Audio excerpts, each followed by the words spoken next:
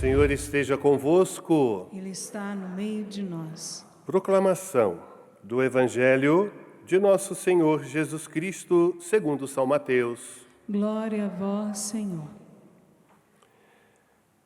Naquele tempo, disse Jesus: Ai de vós, mestres da lei e fariseus hipócritas! Vós sois como sepulcros caiados. Por fora parecem belos, mas por dentro estão cheios de ossos de mortos e de toda podridão. Assim, também vós, por fora pareceis justos diante dos outros, mas por dentro estáis cheios de hipocrisia e injustiça.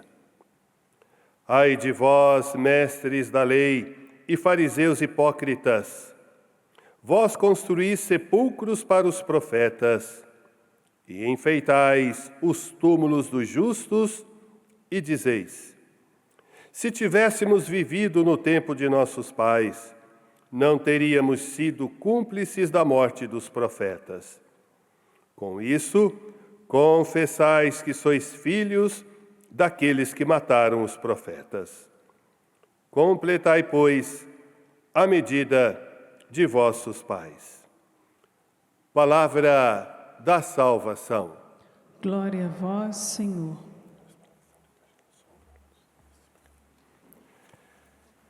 Meus irmãos e minhas irmãs, uma coisa fica certa, deve ficar certo em nossa caminhada cristã. Se não houver de nossa parte uma receptividade para acolher a palavra de Deus, esta palavra se torna morta em nossa vida. Receptividade. Deus nos dá a sua graça, mas da nossa parte precisa ter esta recepção. Quando você vai numa festa ou algum evento, tem lá algumas pessoas que vão te recepcionar na entrada, não é assim? Aí você fica feliz, né? A pessoa diz, seja bem-vindo. Existem as equipes que nos recepcionam lá nas portas das nossas igrejas, das nossas paróquias, né? A equipe de acolhida, né? A gente sente até, nossa, sou importante. Essa recepção. E Deus, Ele vai ficar feliz quando nós, seus filhos, também formos receptivos à sua mensagem. É o que nos diz a primeira leitura da carta de São Paulo aos Tessalonicenses. Paulo tece um elogio à comunidade que foi receptiva à escuta e à prática da palavra de Deus. Por isso ele diz: vós sois testemunhas, e Deus também, de quão santo, justo e irrepreensível foi o nosso proceder para convosco, os fiéis. Ou seja, Paulo e seus companheiros estavam lá para levar a boa nova, e a comunidade de Tessalônica se abriu a essa novidade, se abriu a essa evangelização.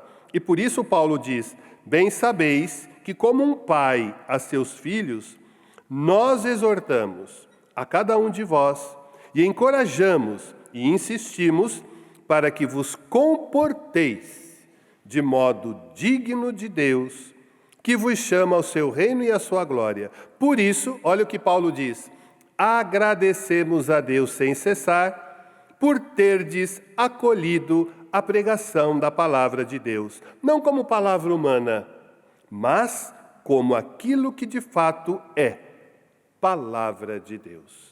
Entenderam, meu irmão, minha irmã? Se nós não nos abrirmos a essa recepção da palavra de Deus, ela vai se tornar morta em nossa vida. E aí nós corremos o risco de escutar de Jesus o quê? Hipócritas, hipocrisia. Foi o que Jesus disse aos mestres da lei e fariseus. Não havia receptividade da parte deles. Era uma receptividade apenas exterior, porque no fundo Eles não mudaram o seu modo de proceder. Por isso Jesus chama os fariseus hipócritas de sepulcros caiados. É como aquele velho ditado que nós conhecemos: por fora, bela viola, por dentro, pão bolorento. E Jesus diz: sepulcros caiados, por fora parecem belos, mas por dentro estão cheios de ossos de mortos e de toda podridão. Ô meu irmão, minha irmã, quando há a verdadeira receptividade da palavra de Deus em nossa vida, ela nos transforma. Ela muda o nosso modo de ser. A gente muda o nosso percurso. A gente muda o nosso modo de ser, o nosso modo de pensar, o nosso modo de agir. Então nós não podemos ficar indiferentes. É como diz, né? Entra por um ouvido e sai pelo outro. Eu, quando me preparava para ser padre, lá no nosso curso de teologia, depois de ter cursado os 3 anos de filosofia, comecei então a cursar os 4 anos de teologia. Olha para vocês verem, para ser padre tem que estudar muito e ainda é pouco. Então, no primeiro ano de teologia, nós tínhamos uma matéria chamada Sagrada Escritura. E o nosso professor, ele, brincando com a turma, ele dizia: quando vocês escutarem a palavra de Deus, coloque sempre uma mão em um dos lados dos ouvidos. E aí a nossa turma ficou assim. Um levantou a mão, o mais sabichão da turma, e disse: por quê, professor? Aí ele dizia, para que quando a palavra de Deus entrar por um ouvido, ela não corre o risco de sair do outro. Porque aí está tampado, fica, né? Então, vamos partir de agora, quando ler a palavra de Deus, aí você escolhe o ouvido que você quer tampar. Entra a palavra e ela não vai sair pelo outro lado. Ou seja, entenderam, né, minha gente? Pai, não precisa desenhar não, né? Ah, que bom. Ou seja, a palavra de Deus precisa ficar retida em nós, para ela começar essa transformação. É aquilo que nós entendemos quando Jesus fala: do seu interior brotarão rios de água viva. Então, que a palavra de Deus, ela possa nos transformar, que ela possa nos ajudar a manter-nos firmes no nosso propósito de ganhar o céu. Quem quer ganhar o céu aqui? Como eu sempre pergunto, quem quer ganhar o céu? Olha, pensa num povo animado, ao 12:20, que estão com fome, quer ganhar o céu. Tem uma irmãzinha que fez assim lá atrás, né? Olha lá, né? Quer ganhar o céu? Quem quer ganhar o céu? Olha, ficou um pouquinho mais animado. Mas eu tenho que ganhar o céu, eu tenho que desejar o céu, eu tenho que almejar o céu. Porque lá é o nosso lugar. Lá é a nossa pátria definitiva. Aqui na terra nós temos que alimentar esse desejo de ganhar o céu a cada dia. Por que eu falo isso? E aqui eu já vou entrando para o final do nosso pensamento. A santa que hoje a igreja celebra, Santa Mônica, ela é uma mulher muito religiosa. E como toda boa mãe, não quer ver os seus filhos se perderem. Então ela teve 3 filhos. Agostinho, um outro nome dado do irmão que é muito complicado de dizer, e uma mulher, né, que também não fala o nome dela. Mas dos 3 filhos, o que deu mais trabalho para Mônica foi o tal do Agostinho. Ele se perdeu com as filosofias da sua época e foi se esmerando aí por caminhos. E Mônica, então, começou a gastar o seu tempo, no bom sentido da palavra, rezando para que o seu filho se tornasse cristão. Nem batizado Agostinho era. E ela rezou, gente, nada mais, nada menos que 30 e tantos anos. Ela morreu muito jovem, com 56 anos. Ela teve Agostinho com 22 anos. Então, praticamente, a vida dela, ela rezou pela conversão de Agostinho.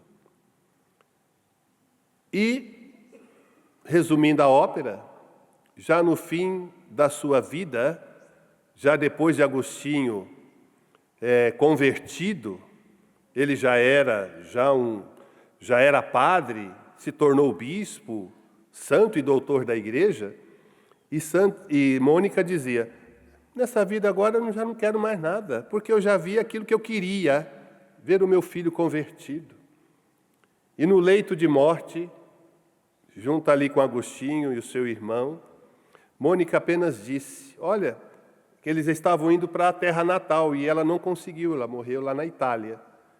Então ela disse, não importa onde vocês vão sepultar o meu corpo, o que importa é que vocês me lembrem de rezar por mim no altar. Olha que bonito, olha que bonito. E diz na história de Mônica, que chegou um momento da sua vida que ela foi conversar com Santo Ambrósio, que foi um dos grandes motivadores da conversão de Agostinho. E ela já, com as suas lágrimas diante do bispo, porque ela não via ali uma conversão do seu filho, e Santo Ambrósio disse para Mônica, isso aí serve para todas as mães que rezam pelos seus filhos ou pela sua família. Santo Ambrósio disse, Mônica, Deus não se esquece das lágrimas de uma mãe. Então você que é mãe, você que reza e chora, muitas vezes por ver seu filho no mau caminho, não se importa, Deus está olhando. O Pai das Misericórdias está olhando as suas lágrimas. E diz que Santo Agostinho é fruto das lágrimas de sua mãe. Então que hoje nós possamos sair desse santuário. Você que está aqui, no santuário do Pai das Misericórdias, e os nossos irmãos que nos acompanham pelo Sistema Canção Nova de Comunicação, não desista de rezar. Como nós cantávamos, Ana Lúcia bem trouxe, né, Ana?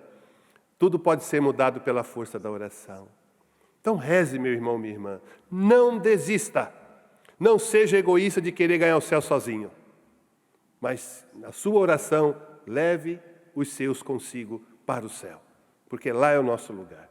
E que Santa Mônica interceda por todas as mães que choram, que rezam pela conversão dos seus filhos, do seu marido, da sua família, que ela seja essa grande intercessora na vida daqueles que rezam pela conversão das famílias.